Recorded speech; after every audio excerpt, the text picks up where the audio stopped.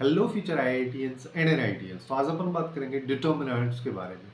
Determinants को अपन एकदम zero से एकदम बेसिक लेवल से यहाँ पे समझने की कोशिश करेंगे और काफ़ी अच्छे लेवल तक, एडवांस लेवल तक अपन जाएंगे। हर टाइप के क्वेश्चंस वगैरह को समझेंगे, कैसे कैसे क्वेश्चंस कहाँ कहाँ से घुमाए जा सकते हैं। इन सब चीज़ों के बारे में बात करते हुए अपन इस चैप्टर को कवर करेंगे। तो एकदम बेसिक से अगर मैं बात करूँ तो यहाँ पे सबसे पहला क्वेश्चन आता है डिटर्मिनेंट्स वगैरह का अपन यूज क्यों करते हैं, कहाँ से आ रहा है। तो एक छोटा सा कंसेप्ट अपन 9th-10th में पढ़ते थे कि अपने पास में दो इक्वेशंस होती थी, उन सबको अपने को बेसिकली सॉल्व करना रहता था। तो अपन यहाँ पे क्या करते हैं कि y का कोफिशिएंट या x का कोफिशिएंट को सेम कर दो। फॉर एग्जांपल इस पूरी वाली इक्वेशन को मैं a2 से मल्टीप्लाई कर दूं, इसको a1 से कर दूं, तो x का कोफिशिएंट सेम हो जाएगा। फिर अपन पहली वाली इक्वेशन में से दूसरी वाली को एलिमिनेट कर देंगे तो y की वैल्यू निकल के आ जाएगी। सिमिलरली फिर x की निकाल लेते थे। ये अपने पास में बेसिक सा पहले मेथड होता था। अब क्या हो रहा है कि अब मान लो अपन 11th-12th में आ चुके हैं, अब यहाँ पे दो इक्वेशंस की बजाय अभी अगर मान लो मेरे को तीन इक्वेशन दे दे, हालांकि तीन इक्वेशन देगा जहां पे x, y और z तीन अननोन होंगे तो उन सबको भी अपन निकाल सकते हैं। बट फिर क्या हो गया अगर चार इक्वेशन दे दे, पांच दे दे, छह दे दे। हालांकि अभी अपने सिलेबस में केवल तीन इक्वेशन है, लेकिन आगे चल के जब अगर आप आईआईटी एनआईटी में पहुंच जाएंगे तो वहां पे कोडिंग वगैरह के थ्रू मैट्रिसेस वगैरह को अपन सॉल्व करते हैं, जिसमें number of rose, number of columns जो है बहुत ज्यादा रहते हैं। तो उसका बेसिक अंडरस्टैंडिंग अभी अपन यहाँ पे ले रहे हैं, जिसको समझने के लिए अपन डिटर्मिनेंट वगैरह का यूज करते हैं। किस तरीके से जो हमारे पास में वेरिएबल्स होते हैं एक्स, वाई, जेड, तीन ही वेरिएबल अभी तो है अपने पास में। चाहो तो डब्ल्यू को भी मान लो तो चार वेरिएबल की इक्वेशन हो जाएगी, टी को भी मान लो तो पांच वेरिएबल की इक्वेशन हो जाएगी। इस तरीके की कॉम्प्लिकेटेड इक्वेशंस को कैसे सिंप्लीफाई किया जाए, उसी के लिए मैट्रिसेस एंड डिटर्मिनेंट दोनों कंबाइंडली एक चैप्टर होता है, जिसमें अपन पूरे प्रोसेस को समझते हैं, कैसे इसको सिंप्लीफाई करते हैं। जहां पे मैट्रिसेस का आई होप आपको थोड़ा थोड़ा बेसिक आइडिया होगा, उसके बाद अपन डिटर्मिनेंट पे चल रहे हैं। अब जैसे एकदम बेसिक से अगर अपन समझे यहाँ पे कि डिटर्मिनेंट में मतलब क्या हो रहा है, जैसे अगर मान लो मेरे पास में कोई भी एक मैट्रिक्स है, उस मैट्रिक्स की किसी वैल्यू को, यानी कि अगर हमारे पास में कोई भी एक मैट्रिक्स है उसकी रिप्रेजेंटेशन को ऐसे समझ लो कि उसको हम एक सिंगल वैल्यू की हेल्प से रिप्रेजेंट करते हैं, एक स्केलर वैल्यू की हेल्प से रिप्रेजेंट करते हैं, जिसको अपन उस मैट्रिक्स का डिटर्मिनेंट बोलते हैं। जैसे अगर मान लो मेरे पास कोई भी एक मैट्रिक्स है, बस कंडीशन यहाँ पे ये मैट्रिक्स एक स्क्वायर मैट्रिक्स होनी चाहिए। अगर ऐसा है तो इस तरीके से यहाँ पे हम डबल मॉड टाइप का लगा के, ये एक्चुअली में डिटर्मिनेंट का रिप्रेजेंटेशन। और आजकल क्वेश्चंस में इस तरीके का रिप्रेजेंटेशन आ रहा है कि वहां पे DET लिख देता, जिससे क्वेश्चन थोड़ा सा लेंदी और अजीब टाइप का लगता है, लेकिन वो एक्चुअली में लगा हुआ डिटर्मिनेंट ही है उस पूरे पूरे मैट्रिक्स के बाहर। एग्जैक्ट क्वेश्चन की बात करें तो ऐसे कुछ एड जॉइंट वगैरह हो गया, फिर इसके अंदर एड जॉइंट हो गया, फिर कुछ चल रहा है, फिर ये बंद हो रहा है, और फिर बाहर पूरे पे DET करके लिख दिया। तो ये कंफ्यूज इससे नहीं होना है, इसका बेसिक मतलब यही कि इसके डिटर्मिनेंट की बात कर रहे हैं। तो इस तरीके के सिनेरियोज अपने पास में होते हैं, तो वहां पे उन मैट्रिसेस को सिंप्लीफाई करने के लिए अपन डिटर्मिनेंट वगैरह का यूज करते हैं, जो कि एक्चुअली में एक स्केलर वैल्यू है किसी भी एक मैट्रिक्स की, जो कि एक स्क्वायर मैट्रिक्स अगर है। अब स्क्वायर मैट्रिक्स कई तरीके की होती है, जैसे किसी भी मैट्रिक्स की बात अगर करोगे तो वो m क्रॉस n की होती है, जहां पे m उस के नंबर ऑफ रोज को रिप्रेजेंट करता है और n नंबर ऑफ कॉलम को रिप्रेजेंट करता है। अब स्क्वायर की बात करोगे, जैसे दोनों की वैल्यू सेम होनी चाहिए, इसका मतलब यानी कि number of row, number of column दोनों में बराबर होनी चाहिए। तो यहाँ पे कई सारे टाइप होते हैं, जैसे कि अगर मान लो मेरे को ये वाली मैट्रिक्स दे रखी है, तो इसका डिटर्मिनेंट होगा ये है, इसका भी होगा, क्योंकि यहाँ पे नंबर ऑफ रो और नंबर ऑफ कॉलम सेम है। यहाँ पे भी बात करोगे तो number of row, number of column same है, तो इसका भी डिटर्मिनेंट होगा। ऐसे ही थर्ड वाले की अगर बात करो तो थर्ड वाले का डिटर्मिनेंट नहीं होगा, क्योंकि यहाँ पे अगर देखोगे तो नंबर ऑफ रो में एक है, कॉलम की बात करोगे तो तीन हमारे पास में कॉलम, दोनों चीज बराबर नहीं।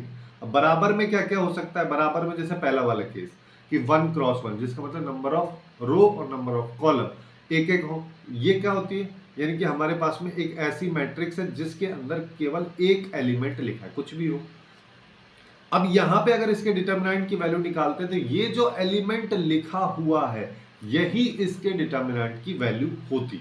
यहां पे बस इससे कंफ्यूज नहीं होना कि ये तो मॉड लगा है तो ये माइनस को प्लस कर देगा, ऐसा कुछ अपने को नहीं करना है। हम यहाँ पे डिटर्मिनेंट की वैल्यू निकाल रहे हैं, ना कि मॉड्यूलस फंक्शन। फिर 2 क्रॉस 2 की अगर बात करो तो 2 क्रॉस 2 इस तरीके की अपने पास में कोई मैट्रिक्स होगी। जब भी अपन बात कर रहे हैं तो हमारे पास में एक्चुअली में एक मैट्रिक्स है, फिर हम इसके डिटर्मिनेंट की वैल्यू निकाल रहे हैं, जिसको हम ऐसे भी रिप्रेजेंट कर देते हैं कि ये जो ब्रैकेट है यहाँ पे, तो ये ऐसा बोल लो कि क्लोज ब्रैकेट टाइप का बना हुआ है, लेकिन फिर इसको मॉड वाले तरीके से अपन रिप्रेजेंट करते हैं। ये बेसिकली डिटर्मिनेंट ही कहना चाह रहे हैं। जब ऐसा अपने पास में होता है तो यहाँ पे इस तरीके से अपन इसको क्रॉस मल्टीप्लाई कर दो, फिर माइनस साइन लगा दो, ठीक है। और ये मेथड कहाँ से आ रहा है? ये बेसिकली जो एलिमिनेशन मेथड है, यहाँ से x और y की जब वैल्यूज निकालते हैं, उन सबको अगर अरेंज करोगे तो वो कुछ इसी तरीके से अरेंज हो पाती हैं। पहले क्रॉस मल्टीप्लाई इधर कर दो, फिर माइनस लगा के इधर कर दो, तो वैल्यूज आ जाती। उसी को यहाँ पे अप्लाई किया। अब जैसे अभी मान लो अपने पास में कुछ और आगे अगर चले तो कुछ टर्मिनोलॉजीज हैं, पहले उनको समझ लेते हैं। जैसे माइनर्स की अगर मैं बात करूं तो मतलब मेरे पास में कोई भी एक ए मैट्रिक्स है, ये लिखा हुआ है, जिसके 3 रो 3 कॉलम अपने को दे रखे। यहाँ पे अगर मान लो मेरे को इसको बोले कि इसके माइनर्स निकालने हैं, तो माइनर्स निकालने का मतलब किसी भी, देखो जितने एलिमेंट्स यहाँ पे लिखे हैं, हर एलिमेंट का एक माइनर होगा।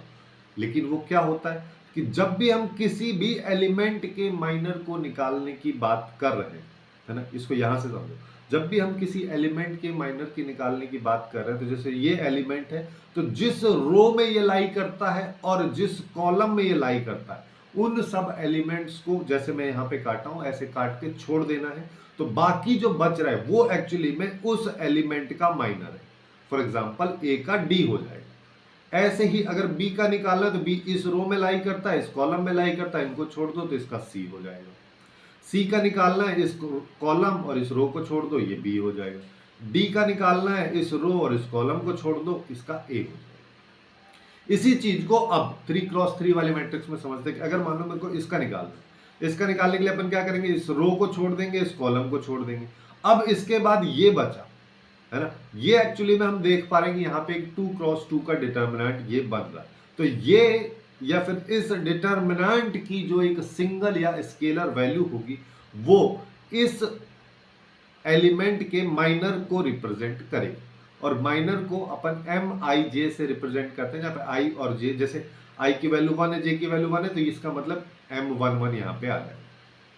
तो अगर मैं यहाँ पे किसी मैट्रिक्स को उसके माइनस के टर्म में लिखना चाहूँ तो M11, M12, M13 इस तरीके से सब आ जाएगा। जहाँ पे भी A लिखा है वहां पे अपन कैपिटल M से रिप्रेजेंट कर दें। ऐसे ही सारे एलिमेंट्स निकाल सकते हैं। जैसे A12 का निकालना है, यहाँ पे पॉजिटिव आएगा नेगेटिव आएगा, उससे अपने को कोई लेना देना नहीं। जितना मैं बोल रहा हूँ यहाँ पे उस चीज को समझो कि हम यहाँ पे जैसे सेकंड एलिमेंट का माइनर निकालना चाह रहा हूँ, तो इसका मतलब जिस रो में ये लाई करता है, जिस कॉलम में ये लाई करता है, अब उसके बाद जो एलिमेंट बच गए, जैसे कि ये 2 बच गए और ये 2 बच गए, तो 821 और 831 ये इधर आ गया और ये वाला इधर आ गया। तो इस मैट्रिक्स को के डिटर्मिनेंट को जब अपन निकालेंगे तो ये जो वैल्यू निकल के आएगी, ये एक्चुअली में A12 के माइनर की वैल्यू होगी। ऐसे ही 13 के लिए भी निकाल सकते हो, चाहो तो 22 के लिए भी निकाल लो। देखो इसकी अगर बात करो तो जिस रो में ये लाई करता है, जिस कॉलम में ये लाई करता है, उसके बाद जो एलिमेंट बच रहे हैं उनको पकड़ लो। यानी कि ये वाला एलिमेंट इधर आ जाएगा, ये वाला एलिमेंट इधर आ जाएगा, ये वाला एलिमेंट इधर आ जाएगा, ये वाला इधर चला जाएगा। इस तरीके से अपन माइनर्स निकालते हैं। माइनर्स के बाद अपने पास में आते हैं कोफैक्टर। कोफैक्टर एक्चुअली में कुछ नहीं, बस माइनर ही है, बस उसके साथ में साइन आ जाता है, प्लस साइन या माइनस साइन। वो एलिमेंट पे डिपेंड करेगा कौन से वाला एलिमेंट। जैसे यहाँ पे ऐसे लिखते हैं अपन इसको -1 की पावर I प्लस J। अब जैसे A11 है, इसका अगर मान लो मेरे को माइनर निकालना है, तो अभी अपन देखें कि यहाँ पे इस डिटर्मिनेंट को सॉल्व कर लिए, इसका माइनर है। अब अगर I और J की वैल्यू में यहाँ पे रखूँ, दोनों 1 1 है, तो ये 2 हो जाएगा। तो -1 की पावर 2 करोगे तो +1 में कन्वर्ट हो जाएगा, जिसका मतलब C11 यानी कि A11 एलिमेंट का जो माइनर होगा वही एक्चुअली में उसका कोफैक्टर भी होगा। ऐसे ही सेकंड वाले की बात करो, सेकंड वाले में बात करो तो 1 और 2 है, जिसकी वजह से ये 3 हो जाएगा। यानी कि यहाँ पे -1 की पावर 3 करोगे, ऑड नंबर तो माइनस आएगा। तो अपने पास A12 एलिमेंट जो है उसका जो माइनर होगा, उसको अगर मैं नेगेटिव ले लूं या -1 से मल्टीप्लाई कर दूं तो कोफैक्टर आता है। अब इसी चीज को अपन चाहो तो ऐसे समझ लो, या फिर ऐसा समझ सकते हैं कि हम यहाँ पे कौन कौन से एलिमेंट्स होंगे, उसको समझने के लिए मैं ऐसा भी बोल सकता हूँ। देखो कभी कभी आजकल जेई मेंस में एनटीए जो है स्टेटमेंट टाइप के क्वेश्चंस भी बोल देगा, है ना। अगर मान लो अपन को ऐसे बोल दे कि for every I and J where I and J both are odd और इवन नंबर, तो कोफैक्टर एंड माइनस जो है बोथ आर सेम थिंग्स, इस तरीके का अगर मान लो स्टेटमेंट आ जाता है तो वो सही स्टेटमेंट। जैसे आई और जे की अगर मैं बात करता हूं, दोनों या तो ऑड हैं या दोनों इवन है। जब दोनों ऑड रहेंगे तो दो ऑड नंबर का सम करते हैं तो इवन ही आता है, ये अपने को पता है, और दो इवन नंबर का सम करोगे तब भी इवन ही आएगा। जिससे क्या होगा कि एक्चुअली में i प्लस जे की वैल्यू एक इवन नंबर हमेशा हमारे पास में निकल के आएगी जब i और j दोनों नंबर एक साथ ऑड हो या दोनों नंबर एक साथ इवन हो। जिससे ये वैल्यू जब -1 की पावर कोई भी एक इवन नंबर करोगे तो ये +1 में कन्वर्ट हो जाएगा, जिसका मतलब 1 को किसी से मल्टीप्लाई करने से कोई फर्क पड़ता नहीं है। तो सी आई जे की वैल्यू एम आई जे की वैल्यू के बराबर ही होगी। दूसरा चीज कि जब या तो आई या जे दोनों में से कोई एक ऑड हो दूसरा इवन हो, दोनों एक दूसरे के अपोजिट हो, अगर एक ऑड हो रहा है तो दूसरा इवन रहेगा, एक इवन है तो दूसरा ऑड, अगर ऐसा रहेगा तो i प्लस जे की वैल्यू हमेशा ऑड आएगी, एक इवन नंबर और एक ऑड नंबर को अगर मैं ऐड करूंगा तो हमेशा आउटपुट मेरे पास में ऑड आएगा। जब ऑड आएगा तो -1 की पावर कोई भी एक ऑड नंबर करोगे तो ये हमेशा -1 में ही बदलेगा, यानी कि सी आई जे की वैल्यू एम आई जे के नेगेटिव साइन के बराबर होगी। इस चीज को अपन इस तरीके से भी समझ सकते हैं। और डायरेक्टली अगर समझना है तो ऐसे समझ लो कि हमारे पास में जैसे ये वाला एलिमेंट यहाँ पे 1 और 2 है, इसका मतलब दोनों का सम 3 है तो यहाँ पे माइनस आएगा। ऐसे ही यहाँ पे 3 है तो यहाँ पे माइनस आएगा, यहाँ पे 5 है यहाँ पे माइनस आएगा, यहाँ पे 5 है यहाँ पे माइनस आएगा। तो केवल अपने पास में 4 एलिमेंट्स ऐसे होते हैं जिनके कोफैक्टर्स के साथ में माइनस साइन आता है, अदरवाइज सब में प्लस आता है, यानी कि बाकी सब में कोफैक्टर और माइनस जो है दोनों सेम चीज है। केवल इन 4 में कोफैक्टर और माइनर अलग अलग है, वो केवल साइन का फर्क है। वैसे मैग्नीट्यूड में तो हमेशा कोफैक्टर और माइनर सेम चीज को रिप्रेजेंट करते हैं। अब इससे होता क्या है कि जब भी अपने को कोई मैट्रिक्स दे रखी हो, फॉर एग्जांपल 3x3 का मेरे पास में ये दे रखा है ना, 2x2 को तो अभी हम कैसे समझे यहाँ पे कि 2x2 को अपन इस तरीके से खोल के माइनस कर सकते हैं, लेकिन 3x3 अगर अपने को दे रखी हो तो हम यहाँ पे उसको कैसे सिंप्लीफाई करते हैं, अभी हम केवल इसके बेसिक प्रोसेस के बारे में समझें कि हम इसको चाहे तो किसी भी रो से या किसी भी कॉलम से इसको एक्सपेंड कर सकते हैं। और जब हम कर रहे हैं, फॉर एग्जांपल मैं इसको R1 रो से एक्सपेंड कर रहा हूं, जिसका मतलब इससे, तो इसके सारे एलिमेंट्स को उनके कोरेस्पॉन्डिंग जो कोफैक्टर है उससे मल्टीप्लाई करते जाओ, ऐड करते जाओ। जैसे A11 है, इसका कोरेस्पॉन्डिंग कोफैक्टर C11 होगा, उससे मल्टीप्लाई किया, फिर प्लस साइन लगाओ। फिर इसको ले रहे हैं तो इसका कोरेस्पॉन्डिंग कोफैक्टर C12 है, उससे मल्टीप्लाई किया, फिर प्लस का साइन लगाया। ये ले लो, फिर इसका कोफैक्टर ले लो। अब कोई जरूरी नहीं है रो से ही हमको खोलना है R1 से, हम कॉलम से भी खोल सकते हैं। फॉर एग्जाम्पल C1 कॉलम से मैं इसको खोलना चाहता हूं तो पहले इसको ले लो, यानी कि ये आ गया तो C11 आ जाएगा, इसको ले लो तो यहाँ पे C21 आ जाएगा, इसको लोगे तो यहाँ पे C31 इसके साथ में मल्टीप्लाई में आ जाएगा। इस तरीके से अपन इसको खोलते। अब और दूसरा तरीका अपन इसको कैसे लगा सकते हैं, या तो ये वाला देख लो कि पहले अलग से कोफैक्टर्स निकाल लो, बट मैं बोलूंगा ये सब करने की जरूरत नहीं है, बट इसको याद रखना क्योंकि ये बहुत काम आ रहा है आजकल क्वेश्चंस को सॉल्व करने में, कि वो कोफैक्टर से रिलेटेड वगैरह कुछ स्टेटमेंट दे देता है, एक साइड में ये दे देगा, एक साइड में बी एक मैट्रिक्स है जिसमें C11 C22 इस तरीके से दे दिया, और ये जो C वाली वैल्यूज है ये इस मैट्रिक्स के कोफैक्टर्स से बनाई गई एक मैट्रिक्स है, बेसिकली उसके डिटर्मिनेंट वगैरह के बारे में बात करते हैं। तो ये अगर अपने को पता रहेगा तो इसका फायदा ये रहता है कि ये डिटर्मिनेंट को रिप्रेजेंट करता है। ऐसा क्वेश्चन जेईई मेंस 2025 के जनवरी सेशन में पूछा भी गया था, जिसको मैं डिटर्मिनेंट वाले पीवाईक्यूज में सॉल्व भी कराया, जिसमें जेईई मेंस 2025 के पीवाईक्यूज अपन डिस्कस किए।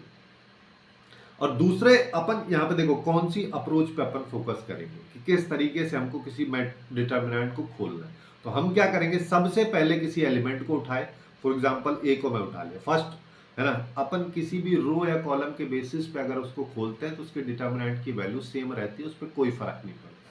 चाहे तो अपन देख लेते हैं कि R1 से अगर हम इसको एक्सपेंड कर रहे हैं तो चाहो तो ये कर लो, है ना, अलग अलग निकाल लो, बट उसकी बजाय मैं बोलूंगा कि सीधा सीधा एक साथ चलते हैं। यानी कि फर्स्ट रो को हम सेलेक्ट किए थे, यानी कि पहला एलिमेंट उठाओ, तो ये A11 हो गया, ये वाला लिख दिया। उसके बाद C11 निकालना है। C11 निकालने के लिए अपन क्या करेंगे, ये और ये दोनों को छोड़ देंगे तो ये आया, इसको ले लो, ये आ गया। ऐसे ही अब सेकंड वाले एलिमेंट को ले लो। मैं यहाँ पे माइनस क्यों लगाया हूँ, यहाँ पे प्लस क्यों है, क्योंकि मेरे को पता है कि C12 की वैल्यू अब माइनर के टर्म में अगर मैं देखूंगा, सिंस यहाँ पे अपन क्या करें, यहाँ पे तो सीधा सीधा माइनर कोई हम चेक कर रहे हैं ना, तो यहाँ पे माइनस में पहले से ले रहा हूँ, क्योंकि मेरे को अभी यहाँ पे पता चल रहा है कि ये वाली टर्म, ये टर्म और ये इन चारों में माइनस आता है को फैक्टर निकालने में, अदरवाइज माइनर के ही बराबर रहता है।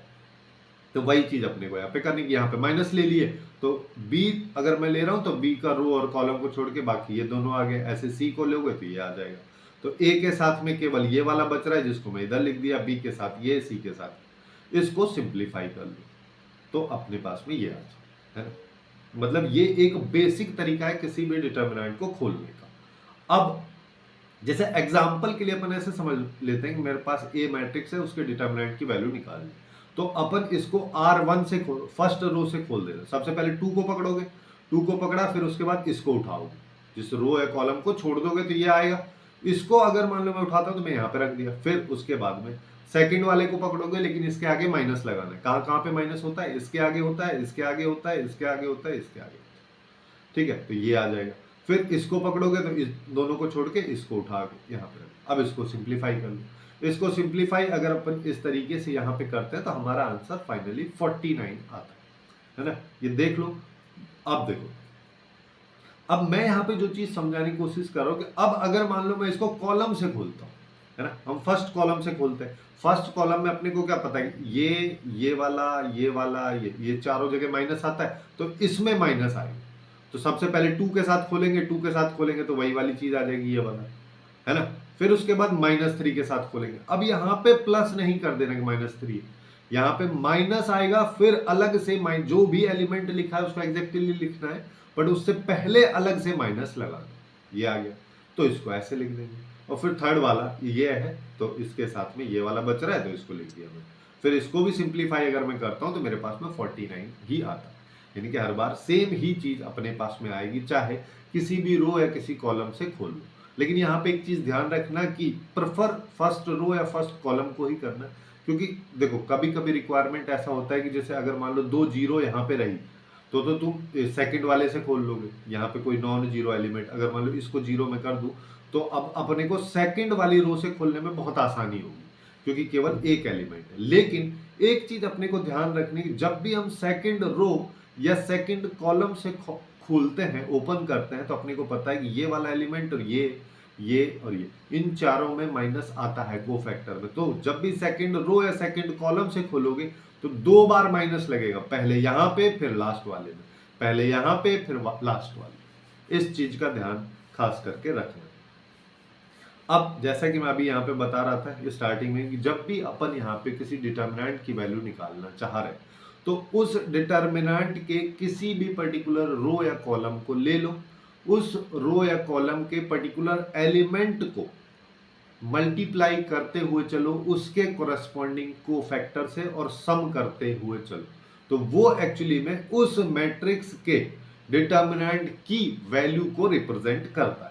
लेकिन इसके ऐसा भी तो हो सकता है, कोई जरूरी नहीं यही दे रखा हो, इसके अलावा कोई और कॉम्बिनेशन अगर अपने को दे के रखेगा। For example A11, A12, A13 element मैंने ले लिए, जिसका मतलब फर्स्ट रो मैंने ले ली। अब इसको मैं C21 और C22, C23 यानी कि इस वाली एलिमेंट की रो के एलिमेंट के कोरेस्पॉन्डिंग कोफैक्टर से अगर मैं इसको मल्टीप्लाई करूंगा तो आउटपुट 0 आएगा। ये ध्यान रखना। यहां पे फिर से मैं एक बार बता दे रहा हूं, इसको समझ लो कि जब भी हम यहाँ पे किसी भी मैट्रिक्स के डिटर्मिनेंट की वैल्यू अगर निकालना चाह रहे हैं, उसके एलिमेंट्स को अगर उसके कोरेस्पॉन्डिंग कोफैक्टर से मल्टीप्लाई करते हुए ऐड करते चलते हैं तो वो उसकी डिटर्मिनेंट को रिप्रेजेंट करता है, अदरवाइज 0 होता। बाकी सारे केसेस में अगर कोई और तरीके से इन सब डिटर्मिनेंट्स के कोफैक्टर्स वगैरह लोग एलिमेंट्स के, तो वो सब 0 ही हो। अब इसकी कुछ इंपॉर्टेंट प्रॉपर्टीज भी अपन देख लेते हैं। सबसे पहले अगर मान लो अपने पास में कोई भी एक मैट्रिक्स दे रखी है, उसके डिटर्मिनेंट की वैल्यू अगर जीरो निकल के आ रही है तो उस मैट्रिक्स को हम बोलते हैं सिंगुलर मैट्रिक्स। दूसरा, अगर हमारे पास में कोई भी एक आइडेंटिटी मैट्रिक्स है, उसके डिटर्मिनेंट की अगर वैल्यू निकालोगे तो वो 1 आती है। जैसे आइडेंटिटी मैट्रिक्स क्या होगा, यहाँ पे 1 होगा, यहाँ पे 1 होगा, यहाँ पे 1 होगा। अब इसको खोलोगे तो पहले वाले के साथ ही खोल लो, पहली रो के साथ में, और पहली रो का पहले एलिमेंट के साथ ही खोलोगे, क्योंकि बाकी में क्या होगा, जैसे बाकी में समझ लो कि यहाँ पे अगर मान लो 0 है, यहाँ पे भी 0, तो यहाँ पे भी 0 आ जाएगा, यहाँ पे भी 0 आ जाएगा, जिससे क्या होगा, अब 0 से किसी को भी मल्टीप्लाई कर लो, आगे वैल्यू क्या आ रही है उससे हमको कोई फर्क ही नहीं पड़ रहा है, क्योंकि वो तो 0 से अल्टीमेटली मल्टीप्लाई होगा तो वो 0 में चला जाएगा। तो केवल इसको इसके कोफैक्टर से मल्टीप्लाई करने पे ही अपने पास में आउटपुट आ जाता है। वही चीज यहां पे है, कहां गया, एक सेकेंड,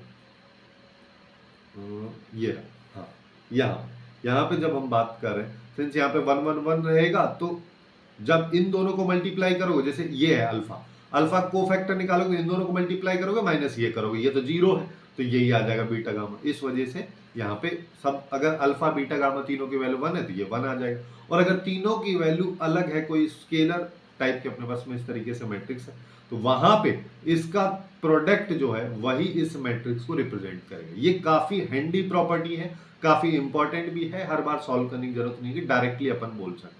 कभी कभी थियोरेटिकल बेसिस पे भी क्वेश्चन दे देता है कि हमारे पास में ए एक मैट्रिक्स है जिसमें अपने पास में डायगोनल एलिमेंट्स हैं, वो ही केवल नॉन जीरो एलिमेंट है, बाकी सब जीरो है, डायगोनल एलिमेंट्स कुछ unknown values alpha beta gamma है। तो ये बेसिकली इस चीज के बारे में बात कर रहे हैं कि उसके डिटरमिनेंट की वैल्यू ये होगी। अब कभी कभी ऐसा भी बोल देगा ए हमारे पास में एक मैट्रिक्स है जो कि एक अपर ट्राइंगल या फिर लोअर ट्राइंगुलर मैट्रिक्स है। जब भी ऐसा रहेगा तो उसकी वैल्यू भी एक्चुअली में हमारे पास में डायगोनल एलिमेंट्स के मल्टीप्लिकेशन के बराबर ही होगी। कैसे हो रही है इसको देखो, इसको फर्स्ट कॉलम से खोल लो, जब फर्स्ट कॉलम से खोलोगे तो बाकी दोनों तो जीरो, तो ए का ही मेरे को कोफैक्टर चाहिए, तो ए का कोफैक्टर ये हो जाएगा। इसमें देखोगे तो ये आएगा, माइनस ये करोगे तो ये तो जीरो हो जाएगा, तो अल्टीमेटली एडीएफ ही आ जाएगा। सेम चीज यहाँ पे भी अपने पास मौजूद, इसको फर्स्ट रो से अगर अपन खोल देंगे तो अब अगर मान लो मेरे पास में कोई भी एक मैट्रिक्स है, उसके डिटरमिनेंट की मैं वैल्यू निकालूं, फिर बोले कि उसका ट्रांसपोज करो और फिर उसके डिटरमिनेंट की वैल्यू निकालो, तो उस पर कोई फर्क नहीं पड़ता, जो वैल्यू पहले थी वही वैल्यू अब आएगी। बस मैट्रिक्स यहाँ पे स्क्वायर मैट्रिक्स होना चाहिए, जैसे ए है। अब सेम कैसे आ रही है, सेम आने के लिए अपन ऐसे समझ सकते हैं, मान लो मेरे पास में ये एक मैट्रिक्स है और इस मैट्रिक्स को मैं R1 से खोल देता हूँ। R1 से अगर मैं इसको एक्सपेंड करूंगा रो 1 से, तो अपने पास में कुछ वैल्यू आएगी। अब देखो, अब इस मैट्रिक्स का ट्रांसपोज ट्रांसपोज अपन कैसे निकालते हैं, रो को कॉलम में कन्वर्ट करते हैं, 1 2 3 1 2 3 हो गया, 4 5 6 4 5 6 हो गया, 7 8 9 7 8 9 कॉलम में चला गया। अब जब मैं इसको तो रो से कर रहा था, रो 1 से, इसको मैं कॉलम 1 से कर देता हूं, अब कोई फर्क नहीं पड़ा। अब जो खोलोगे तो दोनों दिखने में भी सेम ही रहेगा और दोनों की वैल्यू भी सेम ही आएगी। अब और आगे चलते हैं, जब भी हमको कोई मैट्रिक्स दे रखी है उसके, या फिर किसी, इसको डायरेक्ट डिटरमिनेंट बोल लो, कि जब भी हमको कोई डिटरमिनेंट दे रखा है उसके किन्हीं भी दो रो या दो कॉलम को मैं आपस में इंटरचेंज करता हूं, तो डिटरमिनेंट की वैल्यू जो पहले पॉजिटिव आ रही थी वो नेगेटिव आएगी, अगर पहले नेगेटिव आ रही थी तो अब पॉजिटिव आएगी। केवल और केवल उसके साइन पे फर्क पड़ता है और कुछ नहीं। जैसे 2 क्रॉस 2 का अपन थोड़ा सा एग्जांपल ले लेते हैं क्योंकि काफी सिंपल है। तो यहाँ पे इसको मल्टीप्लाई किया तो ये आ जाएगा -2। लेकिन अब अगर मान लो मैं इनको इंटरचेंज कर देता हूँ, तो 1 2 नीचे आ गया और 3 4 ऊपर चला गया। अगर ऐसा मैंने किया तो अब इसकी वैल्यू 2 आएगी, क्योंकि 6 - 4 करोगे, वो कोई जरूरी नहीं रो को इंटरचेंज करना, हम कॉलम को भी कर देते हैं। जैसे 1 3 2 4 है, तो 2 4 को मैं पहले ले लिया, 1 3 को बाद में, तो भी 2 आ रही है। तो केवल साइन अपोजिट हो जाता है, उसके अलावा कोई फर्क नहीं पड़ता, चाहे फिर वो 3 क्रॉस 3 का ही मैट्रिक्स क्यों ना।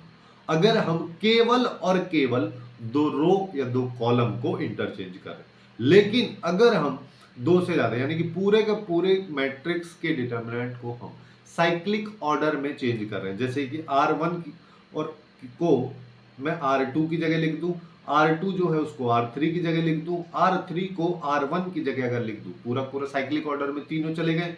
अगर इस तरीके से अपन करते हैं तो उसकी डिटर्मिनेंट की वैल्यू में कोई फर्क नहीं पड़ता। बट ये चीज ना 2x2 के लिए अप्लाई मत करना, क्योंकि 2x2 में तुम क्या बोलोगे, इसको इससे कर दिया तो ये तो ऐसा ही आगे जैसे इधर लिखा। लेकिन ऐसा नहीं होता कि R1 को R2 की जगह लिखो तो अब अपने को R2 को R1 की जगह भी लिखना पड़ेगा। ठीक है, जिसका मतलब वो घूम फिर के वही की वही मैट्रिक्स हो जाती है। तो इसमें थोड़ा सा कंफ्यूजन है, तो इसको ऐसा समझ लो 2x2 के लिए हम इसको नहीं लगा रहे हैं, हम केवल 3x3 में बात कर रहे हैं, जिससे सारी सारी साइक्लिक ऑर्डर में चल जाए। अब थोड़ा सा आगे चलते कि अगर मान लो हम किसी भी एक डिटर्मिनेंट के किसी पर्टिकुलर रो या किसी पर्टिकुलर एक कॉलम को अगर मैं मल्टीप्लाई करता हूं किसी एक पर्टिकुलर नंबर से, तो उस डिटर्मिनेंट की वैल्यू भी उसी नंबर से मल्टीप्लाई हो जाती है। फॉर एग्जाम्पल मेरे पास में ए एक डिटर्मिनेंट है, इसको निकाला तो -2 आया। मैं इसके फर्स्ट रो को 2 से मल्टीप्लाई कर दे रहा हूं दोनों एलिमेंट को, तो इसकी वैल्यू -4 आ गई। यानी कि जितना मल्टीप्लाई किया था डिटर्मिनेंट की वैल्यू भी उतना ही मल्टीप्लाई हो गई। चाहे फिर कॉलम को कर लो तब भी वही सेम सीन अपने पास में निकल के आए। आई होप ये सबको समझ में आ गया होगा कि यहाँ पे हम अब इससे ऐसा भी हम समझ सकते हैं, जो कि आगे आएगा भी, कि इसको हम कॉमन भी ले सकते हैं कि किसी भी अगर पर्टिकुलर रो या पर्टिकुलर कॉलम में मेरे पास में एक सेम नंबर मल्टीप्लाई में है, कॉमन नंबर है, तो मैं उसको बाहर भी कॉमन ले सकता हूं। वही चीज यहाँ पे मैं लिख भी दिया हूं कि अगर मान लो अपने पास कोई के एलिमेंट दोनों के साथ में मल्टीप्लाई हो रहा है, तो उसको हम बाहर भी ले सकते हैं कॉमन के रूप में। अगर वो के इन दोनों में भी होता तो यहां से भी बाहर आता, तो ये के स्क्वायर हो जाता है ना। उसके बारे में अभी अपन आगे बात करेंगे। जैसे यहां पर समझ लो कि अगर मान लो मेरे पास, देखो इस तरीके का प्रॉपर्टी बहुत काम आएगा डिटर्मिनेंट। क्या होता है कि वहां पे कुछ इस तरीके का ट्रिग्नोमेट्री वाला बना के दे देगा, तो यहां से कुछ कॉमन आएगा, मान लो साइन थीटा कॉमन आ रहा है, यहाँ से कॉस थीटा कॉमन आ रहा है, यहाँ से अपने पास में sec theta into cosec theta common आ रहा है, इस तरीके से आ रहा है, तो सबको कॉमन लोगे तो वो 1 हो जाएगा। लेकिन इस चीज का अपने को ध्यान रखना है कि जब भी हम किसी डिटर्मिनेंट में बात करते हैं, तो उसके किसी भी कॉलम से या किसी भी पर्टिकुलर रो से अगर कोई सेम एलिमेंट मल्टीप्लाई, तो उसको अपन बाहर उठा के निकाल सकते हैं। जैसे यहाँ से k1 आ गया, यहाँ से k2 ले लो, यहाँ से k3 ले लो। लेकिन अब इसमें कॉलम में से कुछ भी कॉमन नहीं है, तो कुछ भी बाहर नहीं आएगा। अगर होता तो कॉलम से भी अपन निकाल सकते हैं। वो डिटर्मिनेंट पे डिपेंड करेगा किस तरीके की दे रखी है, और अपना दिमाग पे अगर दोनों में कॉमन आ रहा है रो और कॉलम में, तो कहां से हम कॉमन ले, वो हम पे मेनली डिपेंड करेगा। अब थोड़ा सा आगे चलते हैं कि अगर के ए लिखा है, के यहाँ पे कोई भी एक स्केलर वैल्यू, इसका मतलब समझ लो। इसीलिए मैं बार बार बोल रहा हूँ कि ये एक्चुअली में किसी मैट्रिक्स का डिटर्मिनेंट होता है। के ए का मतलब सबसे पहले हमारे पास में ए एक मैट्रिक्स रहेगी। के ए का मतलब उस मैट्रिक्स को के से हम मल्टीप्लाई करें। जब भी हम किसी मैट्रिक्स को मल्टीप्लाई करते हैं किसी भी एक स्केलर वैल्यू से, तो उस मैट्रिक्स के सारे एलिमेंट उस के से मल्टीप्लाई होता है। ठीक है, अब जब इसका डिटर्मिनेंट निकालोगे, तो सिंस के यहां पे भी कॉमन है ना, जैसे पहले अपन ने रो से देखा है कॉमन निकाला, तो कॉलम से देख लो कि यहां से के कॉमन आ जाएगा, यहां से भी के कॉमन आ जाएगा, यहां से भी के कॉमन आ जाएगा, तो के क्यूब हमारे पास में कॉमन आएगा, फिर इस मैट्रिक्स का डिटर्मिनेंट बच जाएगा। वही चीज यहां पे भी लिखा है, और इसी चीज को जनरलाइज इसने यहां पे कर दिया। अगर मेरे पास में n ऑर्डर की एक मैट्रिक्स है, यानी कि n क्रॉस n लिखा है बेसिकली, क्योंकि स्क्वायर है तो m और n दोनों सेम रहता है, इसलिए n क्रॉस n ना लिखे n लिख देता है। जैसे 2 ऑर्डर की मैट्रिक्स है, जिसका बेसिक सा मतलब 2 क्रॉस 2 की मैट्रिक्स। तो यहां से अब अगर मेरे को k बाहर निकालना, तो जिस ऑर्डर की होगी वही k की पावर होके बाहर आएगी। जैसे 3 किया तो 3 बार, अगर 2 क्रॉस 2 होता तो केवल इतना सा होता, तो एक रो में से k आ जाता, एक इसमें से आ जाता, तो k स्क्वायर आता। तो वही चीज इस यहां पे रिप्रेजेंट की जा रही है। अब थोड़ा सा और आगे चलते हैं। अब अगर मान लो अपने को एक डिटर्मिनेंट में 2 रो या 2 कॉलम दे रखी हो, जो एक दूसरे के रेस्पेक्ट में पूरी तरीके से आइडेंटिकल हो, मतलब सेम है, तो उस डिटर्मिनेंट की वैल्यू 0 होती है। जैसे ए बी सी दोनों सेम है। मैं यहाँ पे सेकंड को सेम नहीं किया, थर्ड को किया, जिससे थोड़ा सा देखा भी तो जाए, कि दिखने में थोड़ा डिफिकल्ट तो लगे एटलीस्ट। अगर ऐसा है तो अब इसकी वैल्यू 0 होगी, जिसको अपन निकालने के लिए मैं इसको ना सेकंड रो से खोल देता हूं, जिससे कि दिख जाएगा काफी आसानी। जब मैं सेकंड रो से खोलूंगा तो जैसा कि मैं स्टार्टिंग में भी बताया कुछ टाइम पहले कि इसका ये वाला एलिमेंट और ये वाला एलिमेंट दोनों माइनस साइन के साथ में आता है, ये वाला एलिमेंट प्लस साइन के साथ में आता है, को फैक्टर की मैं बात करूं तो डी के साथ में बात करूं तो माइनस साइन के साथ में मैं लिख दिया इसको, और डी को इस तरीके से कर दो बी सी ये आ जाएगा। ऐसे ही यहाँ पे ए सी आ जाएगा, यहाँ पे ए बी। अब ये देखो इन दोनों को मल्टीप्लाई किया तो बी सी माइनस किया तो बी तो 0 हो गया। ऐसे ही यहाँ पे ए सी माइनस ए सी ये भी 0, A B minus A B ये भी 0। अब 0 को डी से ई से एफ से किसी से भी मल्टीप्लाई कर लो, क्या ही फर्क पड़ना है, अल्टीमेटली आना तो 0 ही। वही चीज यहाँ पे, तो इस चीज का काफी अच्छा रोल है कि अगर अपने को दिख पा रहा है कोई दो मैट्रिसेस उनके डिटरमिनेंट की वैल्यू निकालने की बात हो रही है और वहां पे दो या तो रो या दो कॉलम आइडेंटिकल अगर है, 3 भी अगर रहेंगी तो भी 0 हो जाएगा, ठीक है, मिनिमम से मिनिमम 2 के केस। ऐसा कोई जरूरी भी नहीं कि केवल आइडेंटिकल हो, ऐसा भी हो सकता है कि एक रो दूसरे रो के प्रोपोर्शनल हो या मल्टीपल हो दूसरा रो का, ऐसा बोल लो, या एक कॉलम दूसरे कॉलम के प्रोपोर्शनल या मल्टीपल हो। जैसे कि ये के ए बी सी लिखा है, इसको के से मल्टीप्लाई करके, जैसे मान लो यहाँ पे थोड़ा सा आसान सा एग्जांपल अगर देखते हैं 1 2 3, यहाँ पे 8 9 0 और यहाँ पे 2 4 6। अब देखो यहाँ पे अगर इसको देखें तो इसी का तो मल्टीपल है ये, यानी कि 2 से अगर सारे एलिमेंट्स को मल्टीप्लाई करते तो इधर आ। अगर ऐसा भी होता तो भी इसके डिटरमिनेंट की वैल्यू 0 रहेगी। क्यों 0 रहेगी?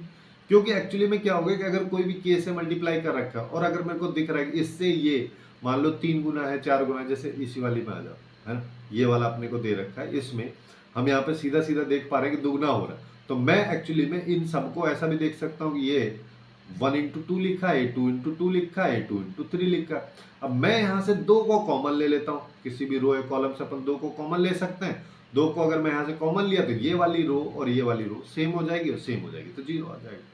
वही चीज यहाँ। अब और आगे चलते हैं, एक और यहाँ पे डिटरमिनेंट की प्रॉपर्टी, इनको प्रॉपर्टी की तरह ट्रीट कर लो या ऑपरेशन की तरह ट्रीट कर लो। कुछ प्रॉपर्टीज हैं, कुछ ऑपरेशन से भी यहाँ पे, जैसे अगर मान लो मेरे को 2 डिटरमिनेंट्स दे रखे हैं जिसमें या तो 2 रो या 2 कॉलम सेम अगर हैं और उनको ऐड करने के बारे में बात की जाती है, तो अपन इस रो को इस रो के साथ में ऐड कर देते हैं। बेसिकली यहाँ पे होता क्या है कि 1 एट ए टाइम वाला प्रोसेस यहाँ पे फॉलो होता है, जिसका मतलब एक बार में एक रो को ही आप ऐड कर सकते हो या एक कॉलम को ही आप ऐड कर सकते हो। यहाँ पे बस बाकी दोनों सेम होना चाहिए, तभी जाके इसको ऐड कर पाओगे। अगर ये सेम नहीं है, डिफरेंट है, तो इन दोनों को अपन ऐड नहीं कर पाएंगे। और इसी का उल्टा स्प्लिट वाला है कि अगर मान लो मेरे को इस तरीके से कोई एक डिटरमिनेंट दे रखे, ये तो बहुत कम यूज होता है बट ये वाला ज्यादा यूज होता है कि इस तरीके से कोई भी दे देगा। अब कुछ लोग क्या करेंगे, सीधा इसी को खोलने बैठ जाएंगे फिर सॉल्व करेंगे, बट चाहो तो तुम यहाँ पे ऐसा भी कर सकते हो ना। देखो इसका फायदा क्या होता है, इसका फायदा ये होता है कि अगर मान लो वो 1 2 3 अल्फा बीटा गामा की वैल्यू दे दे, GHI की जगह 2 4 6 लिखा हो। अब अगर तुम इसको एक साथ सॉल्व करने बैठोगे तो दिक्कत है, लेकिन अगर मैं इसको ऐसा स्प्लिट कर देता हूँ कि एक बार तो ABC आ जाएगा, यहाँ पे ऐसे खोल दूंगा, एक बार जब खोलूंगा तो यहाँ पे 1 2 3 रहेगा, यहाँ पे 2 4 6 रहेगा, 2 4 6 यहाँ पे भी रहेगा। लेकिन जब यहाँ पे रहेगा तो इसका फायदा अपने को ये मिलेगा कि इसका मल्टीपल ये है और ये मल्टीपल है तो ये 0, केवल फिर मेरे को इसको सिंप्लीफाई करना रहेगा। ठीक है, इस चीज का मतलब काफी इंपॉर्टेंट और काफी अच्छा यूज है क्वेश्चंस को थोड़ा सिंप्लीफाई करने। अब थोड़ा आगे आते हैं, अगर मान लो अपने को 2 मैट्रिसेस दे रखी हैं और दोनों का मल्टीप्लिकेशन का डिटरमिनेंट पूछा है और दोनों मैट्रिसेस अलग से दे रखे जैसे ये और ये, तो उनको निकालने के लिए मैं अलग अलग भी डिटरमिनेंट को मॉड की तरह खोल सकते हैं। ऐसे खोल सकते हो उसको, जैसे यहाँ पे देख लो कि अगर मान लो मेरे पास ए ये है तो इसके डिटरमिनेंट की वैल्यू निकालोगे तो -2 आ रही, 4 - 6 करेंगे। बी को निकालोगे तो 4 - 0 करोगे तो 4 आ रही, दोनों को मल्टीप्लाई भी करोगे तो -8 हमारे पास में आ रहा है। अब इन दोनों मैट्रिसेस को मैं मल्टीप्लाई करता हूँ, तो रो बाई कॉलम वाला प्रोसेस अपन लगा के जब मल्टीप्लाई करते हैं तो हमारे पास ये आता है। इसको सिंप्लीफाई कर लो, ये 3 है, ये 16 है, 16 इंटू 3 किया तो 48 में से माइनस कर दो, ये 8 है, ये 7 है, 56, तो -8 बचेगा। तो ये वैल्यू और इन दोनों के मल्टीप्लिकेशन वाली वैल्यू सेम रहती है। वही चीज यहाँ पे है कि इस तरीके से अपन डिटरमिनेंट को खोल सकते हैं। तो अब हम बात करते हैं एलिमेंट्री प्रोसेस की। ठीक है, एलिमेंट्री प्रोसेस का मतलब यहाँ पे ये कुछ ऑपरेशंस हैं जिसका बेसिक सा मीनिंग ये है कि यहाँ पे अपन किसी भी एक डिटर्मिनेंट को, जब अगर मान लो अपने पास डिटर्मिनेंट कुछ इस तरीके कोई कॉम्प्लिकेटेड दे रखी होती है, तो उसको सिंप्लीफाई करके अपन थोड़ा से कम टाइम में क्वेश्चन को सॉल्व कर सकते हैं। फॉर एग्जाम्पल अपने को यहाँ पे मान लो इस तरीके से कुछ ऑपरेशंस होते हैं जिनको अपन या तो रो वाइज या कॉलम वाइज करते हैं, जहां पे अल्फा और बीटा की कुछ भी स्केलर वैल्यूज पॉजिटिव नेगेटिव हो सकती है। सबसे पहले कैसे इसको लिखते हैं कि जिस रो या कॉलम में जहां पे हम ऑपरेशन कर रहे हैं उसको सबसे पहले हम लिखते हैं, यानी कि कोई जरूरी नहीं ऐसा कॉम्प्लिकेटेड टाइप का ही अपने को लिखना है, ऐसा भी हो सकता है। इसका देखो इसका मतलब क्या हो रहा है, इसका मतलब अगर मैं सबसे पहले बात करूं, एरो से पहले जो लिखा रहता है उसका मतलब है कि जहां पे हम ऑपरेशन कर रहे हैं, आप किसी भी रो में कर सकते हो, किसी भी कॉलम में कर सकते हो। फिर एरो के बाद सबसे पहली चीज अपने को जो ध्यान रखनी है वही जो एरो से पहले लिखा है, सबसे पहले एरो के बाद उसी को लिखो। फिर उसके बाद में उसमें क्या करना है वो चीज, ये पूरा पूरा जो रिप्रेजेंटेशन है ये बताता है कि क्या ऑपरेशन हम यहाँ पे कर रहे हैं।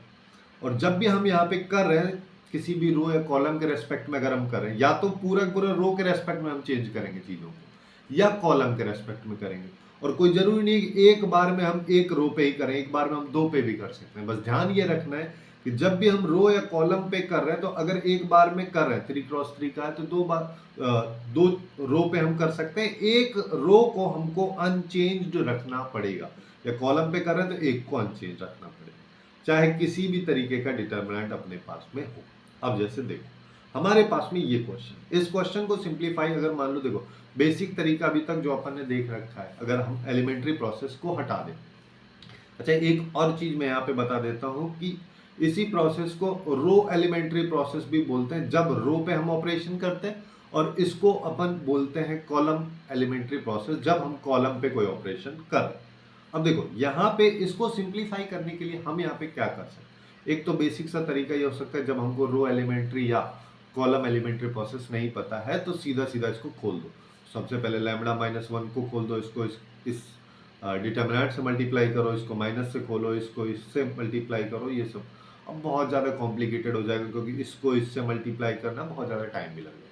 तो उसको सिंप्लीफाई करने के लिए हम यहाँ पे कुछ ऑपरेशंस कर सकते हैं। जैसे मान लो मैं फर्स्ट रो में कर रहा हूँ, किसी में भी हम कर सकते हैं।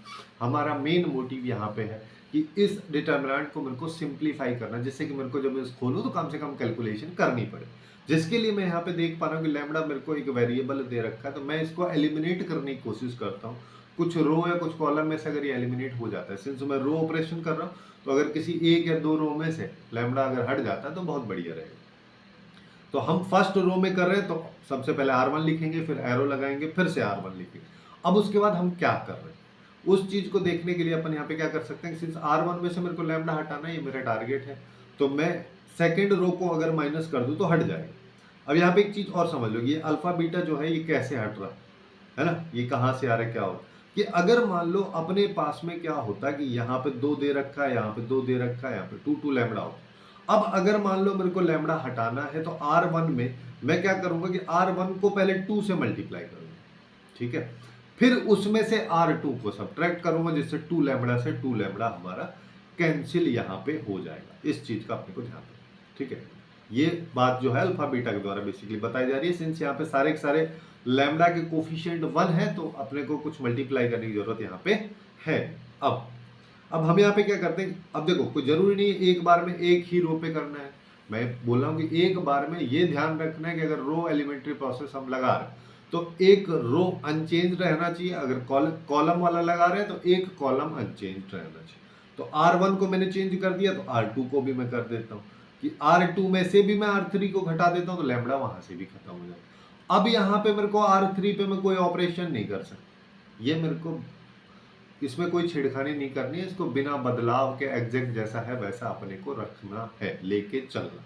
तो अब देखो अगर मैं इसको सिंप्लीफाई किया तो -1 आएगा, लैम्डा में से लैम्डा +1 जाएगा तो ये भी -1 आएगा, ये लास्ट वाला एग्जैक्ट आ जाएगा। यहाँ पे बात करोगे तो -4 +1 आ जाएगा यानी कि -3 आएगा। यहाँ पे बात करोगे -1 -2 यानी कि -3 आ जाएगा, और यहाँ पे आएगा लैम्डा +2। यहाँ पे बात करोगे तो ये -4 आ जाएगा, सॉरी ये +4 हमारे पास में आएगा, λ-4 अगर करेंगे फिर इसमें से अगर इसको करोगे λ-4 माइनस λ+2, तो इससे क्या होगा, माइनस में कर रहा हूं तो इसके आगे भी माइनस है तो प्लस आ जाएगा, तो λ-4 प्लस λ+2 यानी कि 2λ-2 अपने पास में आएगा। इसको मैं यहां पे लिख दे रहा हूं। अच्छा हाँ, इसमें से इसको सब्ट्रैक्ट में कर रहा हूं तो ये आ रहा है, तो यहां पे आ जाएगा, इसको डायरेक्टली -λ-2 अपन लिख देते हैं, ये सब इक्वल टू 0। इतना ऑपरेशन हो गया। अब ये चीज देख के अपने दिमाग में एक चीज आनी चाहिए, यार ये दोनों कॉमन है ना। और जब भी हम इस तरीके का एलिमेंट्री प्रोसेस लगाते हैं तो अपना थोड़ा सा एक फोकस तो ये रहना है कि वेरिएबल अगर है तो वो हट जाए किसी भी दो रो या कॉलम से, या एक से भी हट जाए, और कोशिश हमको करना है कि एलिमेंट्स जो है या तो 1 बन जाए या 0 बन गया तो फिर तो काम ही खत्म हो जाए।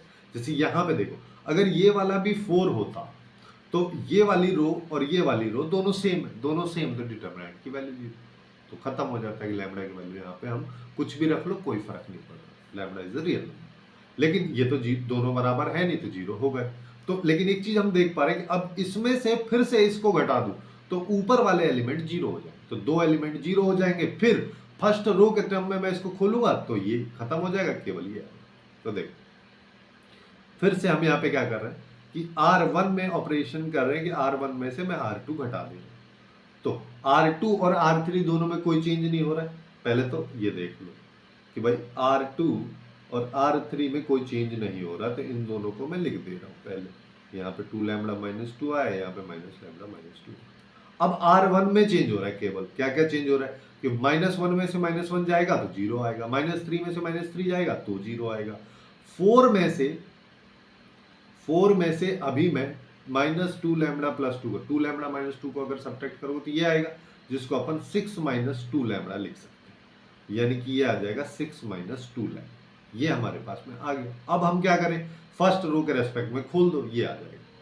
तो हमारे पास में क्या आएगा, सबसे पहले आएगा 6 - 2λ बाहर, और इसके साथ इसका कोफैक्टर निकालोगे तो ये वाला वैल्यू आ जाएगा। देखो चाहो तो इसको ना अपन ऐसे कर सकते हैं, डॉट से मैं इसको रिप्रेजेंट कर दूं, तो हमारे पास में क्या आएगा, -1 को λ+2 से मल्टीप्लाई करना है, तो λ+2 से -1 मल्टीप्लाई करो तो -λ-2 आ जाएगा। ऐसे ही -3 को λ+1 से मल्टीप्लाई करना है, लेकिन इसके आगे भी माइनस रहता है तो ये -3 +3 में कन्वर्ट हो जाएगा, यहाँ पे λ+1 आ जाएगा। ये सब इक्वल टू 0। यहाँ से अगर कुछ कॉमन भी आ रहा है तो उसको निकाल लो, जैसे 2 यहाँ से कॉमन आ जाएगा तो 3 - λ ये बच जाएगा। चाहो तो -2 कॉमन ले लो, -2 अगर मैं कॉमन लिया तो यहाँ से λ-3 बचेगा। यहाँ पे बात करोगे तो ये क्या आ जाएगा, -λ-2 प्लस 3λ+3 इक्वल टू 0। -2 को 0 में निपटा देते हैं तो यहाँ पे आया λ-3, यहाँ पे बात करोगे तो ये आ जाएगा 2λ+1, ये इक्वल टू 0। तो अब तो कोई भी बता देगा लैम्बडा की दो वैल्यूज आ रही है, या तो λ3 हो जाए या -1/2। इस तरीके से अपन इसको सिंप्लीफाई कर सकते हैं, और इस तरीके से हम रो एलिमेंट्री या कॉलम एलिमेंट्री प्रोसेस लगाते हैं। अब थोड़े स्पेशल केसेस के बारे में हम बात कर लेते हैं कि अगर मान लो मेरे को इस तरीके का कोई डिटर्मिनेंट दे रखा है। स्पेशल केसेस का बेसिक सा मतलब ये है कि इस तरीके के क्वेश्चंस काफ़ी फ्रीक्वेंटली पूछे जाते हैं, ऐसे क्वेश्चंस काफ़ी फ्रीक्वेंटली आते हैं जिसमें इस तरीके की डिटर्मिनेंट्स का इन्वॉल्वमेंट काफ़ी होता है। और अगर आप ये आउटपुट याद अगर कर लोगे तो हर बार सॉल्व करने की जरूरत नहीं है ना। वैसे चाहो अगर मान लो आपसे काफ़ी डिफिकल्टी होती है याद बात करने में, तो इसको ना प्रोसेस याद रख लो। प्रोसेस क्या याद रखना, तो अभी जैसे रो एलिमेंट्री प्रोसेस में बताया कि इन दोनों R1 में से R2 को सब्ट्रैक्ट कर दो और R2 में से R3 को सब्ट्रैक्ट कर देंगे, तो ये वाली वैल्यू 0 बन जाएगी, ये वाली वैल्यू 0 बन जाएगी, ये x माइनस ये वाली y, ये वाली वैल्यू x माइनस वाई हो जाएगी, ये x² माइनस वाई स्क्वायर हो जाएगा। और हमको पता है कि हमारे पास में अगर यहाँ पे देखो ऐसा आता है, 0 आता, और एक मैं बता दे रहा हूँ, यहाँ पे 1 आएगा, यहाँ पे 1, यहाँ पे x माइनस वाई आएगा, और यहाँ पे बात करोगे तो y माइनस जेड हो जाएगा, यहाँ पे z है, यहाँ x² माइनस वाई स्क्वायर आएगा, यहाँ पे y² माइनस जेड स्क्वायर आएगा, और लास्ट वाले में बात करोगे तो z² ही लिखा है तो z², ये अपने पास दे रहे। अब ये 0 है, मैं इस 0 को ऐसा भी बोल सकता हूँ ना कि भाई ये एक्चुअली में ऐसा लिखा है 0 टाइम्स x माइनस वाई, ये यहाँ पे भी 0 था, इसको भी ऐसा बोल दो, मैं ऐसा क्यों कर रहा हूं? इससे मेरे को ये पता चल रहा है कि मैं इस वाले रो से, जैसे ये है X square minus Y square, इसको अपन क्या लिख सकते हैं, X plus Y into X minus Y. Same तरीके से इसको भी लिख सकते हैं। तो फर्स्ट वाले रो से मेरे पास में एक्स माइनस वाई कॉमन आ जाएगा, यहां से बात करोगे तो मेरे पास में वाई माइनस जेड कॉमन आ जाएगा। तो हमारे पास में क्या आएगा कि x minus Y, Y minus Z, ये दोनों आ गया। यहाँ पे जीरो है, यहाँ पे जीरो है, यहाँ पे वन है ना।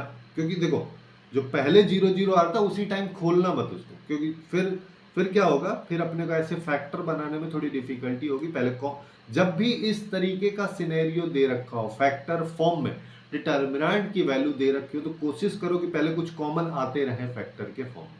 क्योंकि वैसे अलग से अगर मान लो सोच के देखो यही सब कुछ मल्टीप्लाई में दे रखा होता, फिर उसके फैक्टर निकालने में हालत खराब हो जाती। तो उसकी बजाय हम ये वाला प्रोसेस अप्लाई करेंगे। तो 0 1 1 आ जाएगा, एक्स माइनस वाई कॉमन लिया तो ये 1 आ जाएगा, ये भी 1 आ जाएगा। और यहाँ पे देखोगे तो हमारे पास में ये जेड आ जाएगा। यहाँ पे बात करोगे तो ये एक्स प्लस वाई बचेगा, ये वाई प्लस जेड बचेगा, ये जेड स्क्वायर। कुछ लोग इसको अभी भी यहाँ पे बोलेंगे कि इसको खोल देते हैं, वो तरीका भी सही है।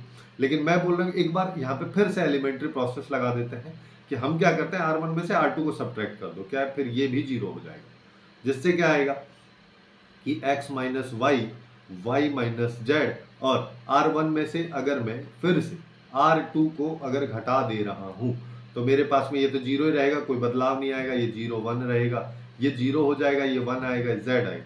यहाँ पे बात करोगे तो y से y कैंसिल हो जाएगा, तो यहाँ x माइनस जेड आएगा। और यहाँ पे बात करो तो y प्लस जेड आएगा, यहाँ जेड स्क्वायर। अब देखो, अब अपन इसको खोल, चाहो तो हम इसको इससे खोल लेते हैं, फर्स्ट रो से ही खोल लो इसको। फर्स्ट रो से अगर खोलोगे तो x minus Y, Y minus Z, और अब हमारे पास में क्या आएगा, लास्ट वाला टर्म है हमारे पास में, यहाँ पे देखोगे तो x माइनस जेड, तो x माइनस जेड आ जाएगा हमारे पास में, है ना। इसको ऐसे करो, x माइनस जेड आया। उसके साथ में अगर मैं अब देखता हूं इसका कोफैक्टर, तो ये गया, ये गया, तो 0 माइनस 1 आएगा। तो 0 माइनस 1 हमारे पास में आएगा। तो 0 माइनस 1 अगर करोगे तो एक्चुअली में माइनस 1, इस 0 माइनस 1 ऐसे आएगा, माइनस 1 आएगा। तो इसको अपन मल्टीप्लाई कर देते हैं, y माइनस जेड, और तो इसको z माइनस एक्स लिख दो, तो ये इसका आउटपुट हो जाएगा। वही चीज यहाँ पे दे भी रखी। अब ये क्यूब वाला है तो उसको उसी हिसाब से फिर से कर दो, ए क्यू माइनस बी क्यू वाला फॉर्मूला लगा देना।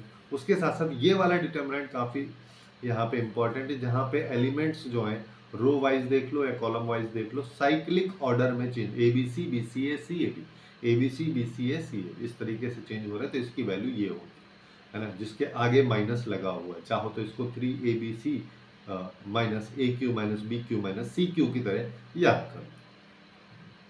अब आता है अपना काफी इंपॉर्टेंट कंसेप्ट, जिसके बेसिस पे मेनली डिटर्मिनेंट वगैरह को स्टार्ट किया गया था कि कैसे इन लीनियर इक्वेशंस को हम सिंप्लीफाई करें। जैसे 9th 10th वाली वही जो स्टार्टिंग में मैं बताया, इस तरीके की इक्वेशन है, सिस्टम ऑफ यहाँ पे एलिमिनेशन वगैरह मेथड लगा लो, एक्स और वाई की वैल्यू निकाल लो। ये हम बहुत करते हैं बचपन से करते।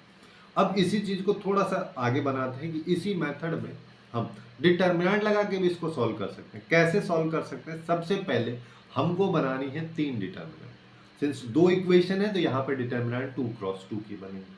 और सबसे पहले इक्वेशंस को ऐसे फॉर्मेट में लिखना है, यहाँ पे equations ax plus B Y plus C equal to 0 ऐसे भी लिखी हुई मिलती है लाइन की equation, y is equal to M X plus C के फॉर्मेट में भी रहती है, x by A plus Y by B is equal to 1, ये वाले इंटरसेप्ट फॉर्म, ये वाली भी फॉर्मेट रहता है। तो अपने को सबसे पहले ये वाला फॉर्मेट बनाना है जिसमें x प्लस वाई एक साइड में, कांस्टेंट एक साइड इक्वली।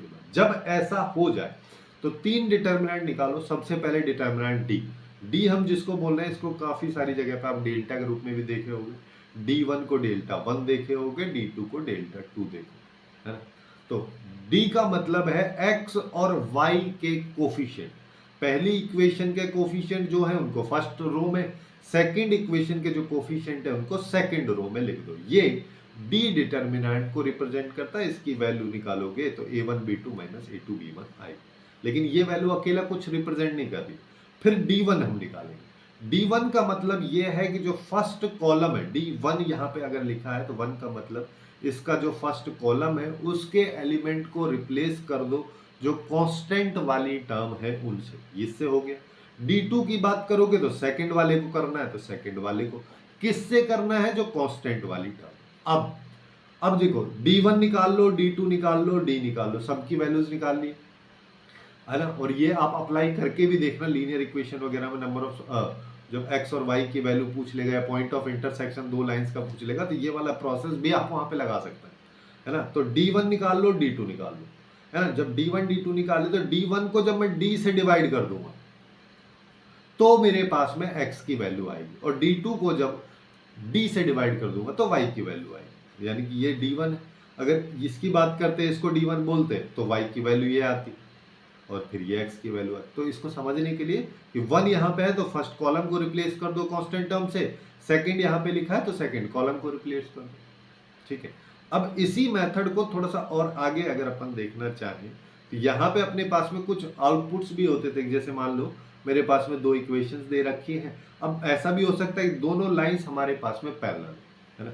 दोनों लाइंस पैरेलल जब होती हैं तो ये 9/10 का अपने पास पे कंसेप्ट क्या होता है कि x का कोफिशिएंट y के कोफिशिएंट का रेशियो और कांस्टेंट वाले कोफिशिएंट का रेशियो। यहाँ पे x के कोफिशिएंट का रेशियो और y के कोफिशिएंट का रेशियो बराबर होना चाहिए अगर दो लाइन पैरेलल हैं तो, और वो C1/C2 के बराबर नहीं होना चाहिए कांस्टेंट वाले रेशियो, ठीक है।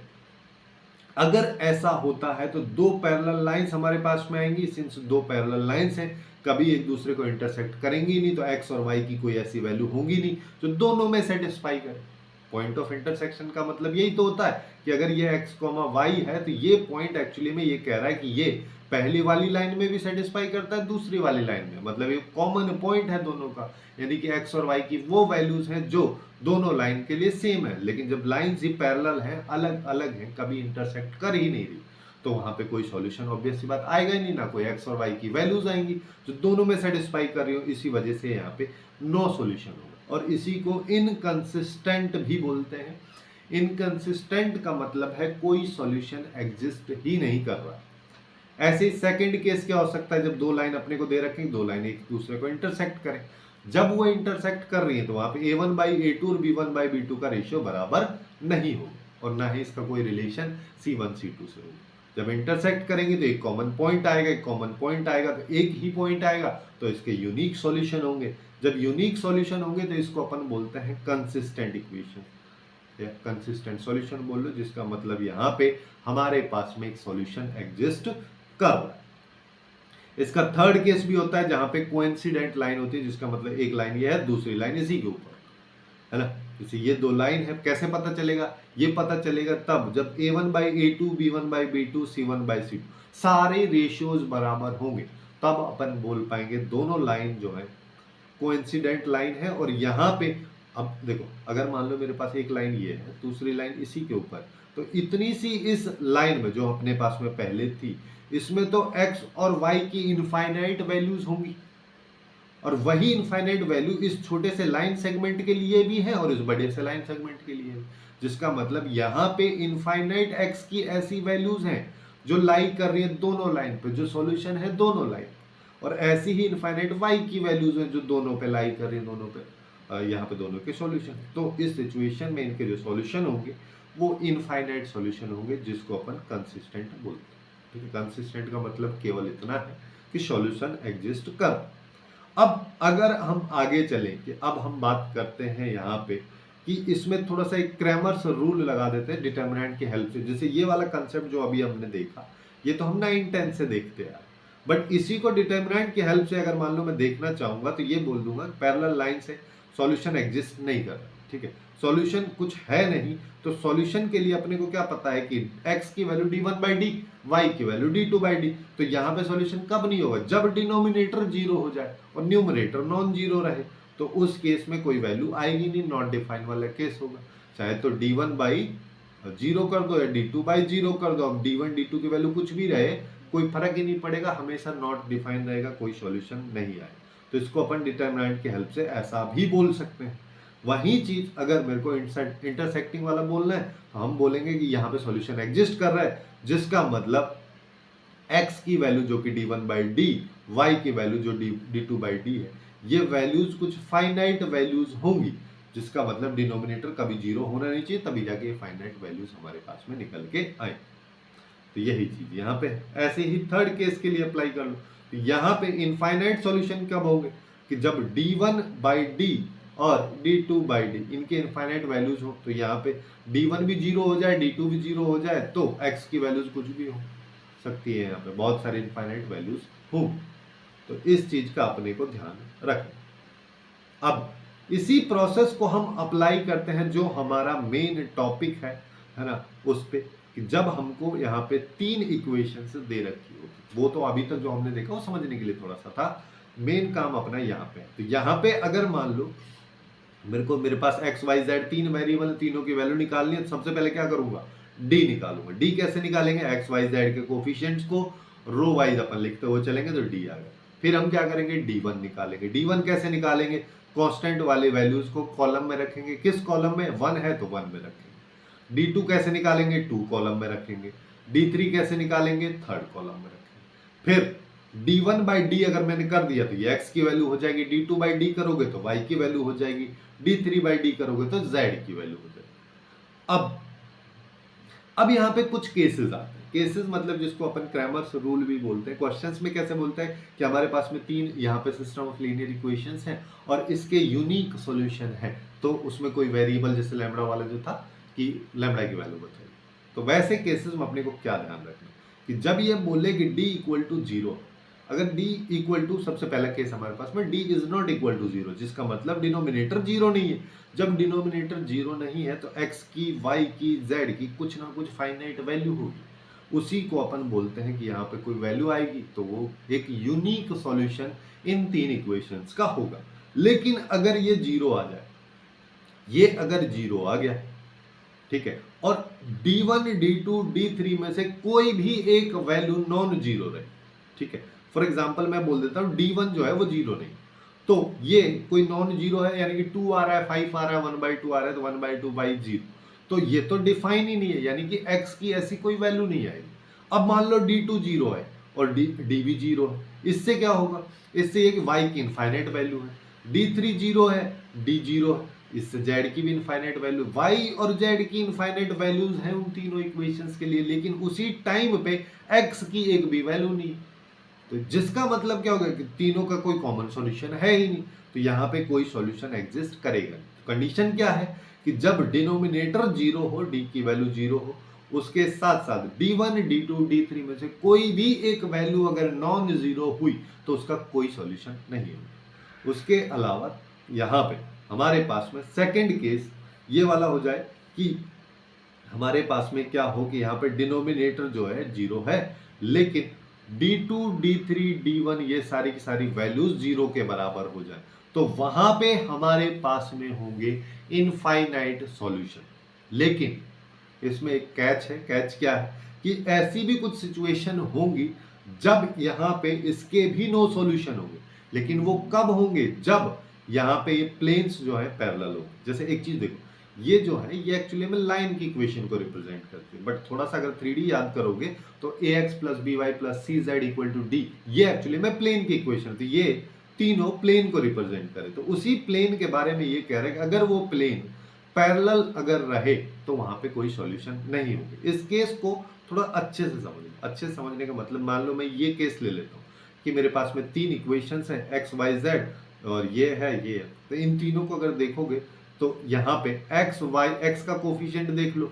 देखो यहाँ से चाहो तो 2 को हटा दो, 2 को कॉमन ले जाओगे तो उधर 3/2 हो जाएगा, यहाँ से 4 को कॉमन ले जाओगे तो उधर 5/4 हो जाएगा।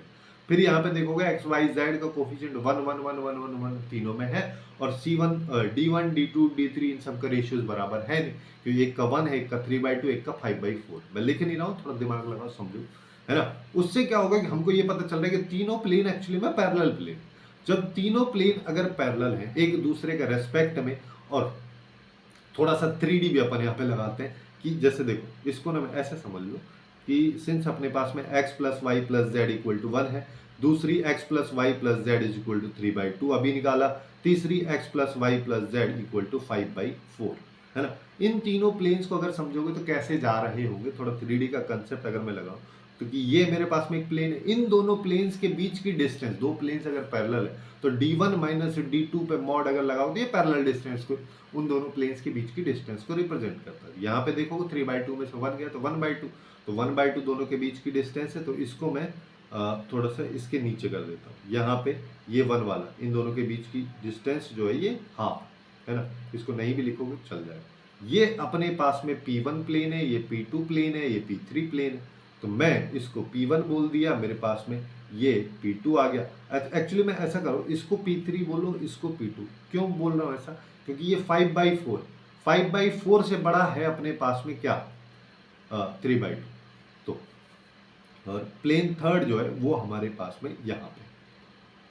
अब देखो ये तीनों प्लेन, क्योंकि सिंस इनके बीच की डिस्टेंस कुछ ना कुछ, यहाँ से यहाँ की डिस्टेंस जो है वो 3/2 माइनस 5/4 है, ऐसे ही यहाँ से यहाँ की डिस्टेंस 3/2 माइनस 1 है। तो दोनों अब एक दूसरे पे टच कर ही नहीं रहे, कट कर ही नहीं रहे एक दूसरे को, तो एक दूसरे के ऊपर ऊपर है, अलग अलग है ना, लेकिन डायरेक्शन सबका सेम, जिसका मतलब क्या हो रहा है कि इनके कोई ऐसी कोई एक्स की वैल्यूज है ही नहीं ना, एक्स वाई जेड तीनों की, जो इन तीनों को सेटिस्फाई करे, कोई कॉमन है ही नहीं, जिसका मतलब यहाँ पे कोई सॉल्यूशन एग्जिस्ट नहीं करेगा। ऐसे ही और केस देखते हैं, मतलब ये वाले केस में अपने पास में कोई सॉल्यूशन नहीं आएंगे, चाहो तो यहाँ पे देख भी हम पा रहे।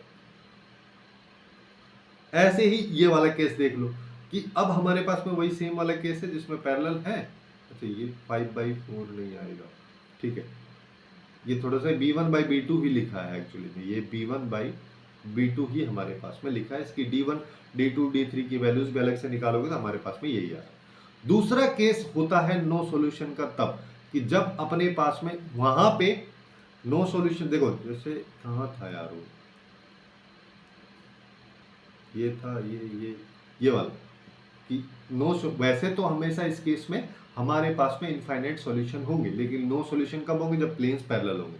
जैसे ये वाले केस में हमारे पास अभी हमने देखा है प्लेन पैरेलल है, लेकिन यहाँ पर डी की वैल्यू 0, D1 की वैल्यू D2 D3 सब 0 आ रहा है ना, और इसको अपन यहाँ पे देख भी पा रहे हैं। अगर ये वैल्यूज 0 हमारे पास में आ रही है, जैसे डायरेक्टली मैं कैसे बता पा रहा हूँ यहाँ पे कि यहाँ पे देखोगे तो एक रो दूसरे रो का मल्टीपल है तो ये 0 होता है। यहाँ पे देखोगे तो ये वाला कॉलम सेम है तो 0 हो जाएगा। यहाँ पे देखो ये वाला कॉलम सेम है तो ये 0 हो जाएगा।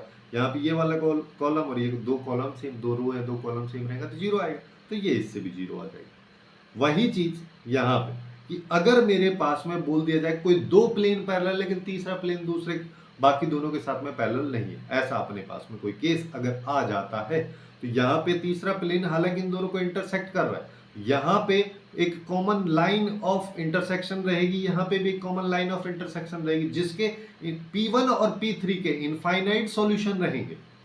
यहाँ पे P2 और P3 के इनफाइनाइट सॉल्यूशन रहेंगे, लेकिन P1 P2 एंड P3 तीनों का कोई सॉल्यूशन यहाँ पे कॉमन है ही नहीं, क्योंकि जब तीन प्लेन इंटरसेक्ट करते हैं तो एक पॉइंट ऑफ इंटरसेक्शन आता है, दो प्लेन जब एक दूसरे को इंटरसेक्ट करते हैं तो लाइन ऑफ इंटरसेक्शन अपने पास में आता है जहां पे इनफाइनाइट नंबर ऑफ पॉइंट्स, ठीक है। अब थोड़ा सा और आगे चलते हैं जहां पे हमारे पास में होमोजीनियस इक्वेशंस आती है, होमोजीनियस लीनियर इक्वेशन। उसका सिंपल सा मतलब ये है कि ये जो हमारी इक्वेशंस लिखी है, यहाँ पे पहले constant term D1 D2 D3 था, अब अगर उसको 0 कर दो तो वो टाइप की इक्वेशंस को अपन होमोजीनियस इक्वेशन बोलते हैं। अब यहाँ पे एक चीज देखो, अगर मान लो मेरे पास में D 0 नहीं है और x की वैल्यू अपने पास D1/D, y की वैल्यू D2/D और z की वैल्यू D3/D होती है, तो अपने को यहाँ पे पता है D1 तो 0 आएगा, क्योंकि एक कॉलम को जब तुम रिप्लेस करोगे 0 0 0 से, तो एक रो एक कॉलम अगर उसके सारे एलिमेंट 0 है, डिटरमिनेंट की वैल्यू 0, क्योंकि मैं उसी के रेस्पेक्ट में खोल दूंगा। D2 की बात करोगे तो उसका भी 0 आ जाएगा क्योंकि बीच वाला कॉलम 0 हो गया। D3 की बात करोगे थर्ड वाला कॉलम 0 0 0 है तो भी 0 आ जाएगा, तो ये तो हमेशा 0 आएगा। लेकिन अब अगर D 0 नहीं है, जिसका मतलब डिनोमिनेटर में 0 नहीं आएगा, तो x y z तीनों की वैल्यूज आएंगी, यूनिक वैल्यूज आएंगी, लेकिन वो फिक्स है, 0 ही आएगी। इस तरीके का जो सॉल्यूशन होता है उसको अपन बोलते हैं ट्रिवियल सॉल्यूशन। जब अगर मान लो कभी तुमको कोई डिटरमिनेंट दे दे या सिस्टम लीनियर इक्वेशन दे दे, बोले तीनों होमोजीनियस इक्वेशन, अगर नहीं भी बोले इक्वल टू 0 कर रखा है और फिर बोले कि इसके ट्रिवियल सॉल्यूशन है, तो लैम्बडा की वैल्यू क्या नहीं हो सकती, ट्रिवियल सॉल्यूशन कब होंगे, एक्स वाई जेड तो जीरो होंगे, लेकिन कब होंगे, जब डी जो है वो जीरो नहीं होगा। तो डी यानी कि एक्स वाई जेड के कोफिशिएंट वाला जो डिटर्मिनेंट है उसको नॉट इक्वल टू जीरो, जैसे वो लैम्बडा वाला जो डिटर्मिनेंट हमने सॉल्व किया है उसको नॉट इक्वल टू जीरो कर देंगे, लैम्बडा की वैल्यू ना तो 3 है ना -1/2 है, उन दोनों सिचुएशन में उसके ट्रिवियल सॉल्यूशन अगर वो होमोजीनियस होती तो। ऐसे ही अगर दूसरा केस ले लेते हैं, दूसरा केस के अगर मान लो d इक्वल टू जीरो, तो d1 d2 d3 ये तो ऑलरेडी जीरो है, d भी जीरो, तो चारों जीरो हो गए। अब जब चारों जीरो हमारे पास में हो गए तो यहाँ पे आएंगे इनफाइनाइट सॉल्यूशन, और इस तरीके के जो सॉल्यूशंस होते हैं उनको अपन बोलते हैं non trivial solution, non zero solution, क्योंकि यहाँ पे ट्रिवियल सॉल्यूशन का मतलब जीरो आ रहा है सॉल्यूशन में, हमारे पास में वैल्यूज जो है वो आ रही है लेकिन जीरो आ रही है, तो इसको ट्रिवियल सॉल्यूशन बोलते हैं। नॉन ट्रिवियल का मतलब नॉन जीरो सॉल्यूशन, इनफाइनाइट अपने पास में पॉसिबिलिटी हो। तो एक्चुअली कभी कई सारे क्वेश्चंस में ऐसे पूछता भी था पहले जी, अभी भी कभी कभी पूछता है कि होमोजीनियस इक्वेशन है उसके साथ साथ उसके नॉन ट्रिवियल सॉल्यूशन है, ऐसी इक्वेशंस अगर अपने को दे रखी हैं तो उसका सिंपल सा मीनिंग है कि d इक्वल टू जीरो कर दो, क्वेश्चन सॉल्व कर लो, लैम्बडा वगैरह जिसकी वैल्यू निकालनी है काफी आसानी से निकाल पाएंगे। इसके बाद कुछ एक लास्ट कंसेप्ट यहाँ पे बचता है जिसका यूज भी काफी होता है डिटर्मिनेंट वगैरह का, कि डिटर्मिनेंट का डिफरेंशिएशन वगैरह के बारे में अगर बात की जाए तो अगर मेरे पास कोई भी एक डिटर्मिनेंट इस तरीके से वेरिएबल्स के रूप में दे रखी है, इसका सिंपल सा मीनिंग ये है कि यहाँ पे भी एक्स के टर्म में कुछ लिखा है, यहाँ पे भी हर जगह पे लिखा है, तो अगर मान लो मेरे को इस डिटर्मिनेंट का डिफरेंशिएशन करना है तो मैं किसी भी एक पर्टिकुलर रो का करूंगा या पर्टिकुलर कॉलम का करूंगा, उसके बाद बाकी दो रो या दो कॉलम को बिल्कुल बिना चेंज किए हुए लिख दूं, फिर प्लस साइन लगाऊंगा, फिर अगर मान लो पहले मैंने फर्स्ट रो का किया है तो अब मैं सेकंड का करूंगा, बाकी दोनों को अनचेंज वैसे वैसे लिख दूंगा, फिर थर्ड वाला को अपने को करेंगे और बाकी दो को ऐसे कैसे लिख देंगे। तीनों का जो सम है ये एक्चुअली में डिटर्मिनेंट के डिफरेंशिएशन को रिप्रेजेंट करता है।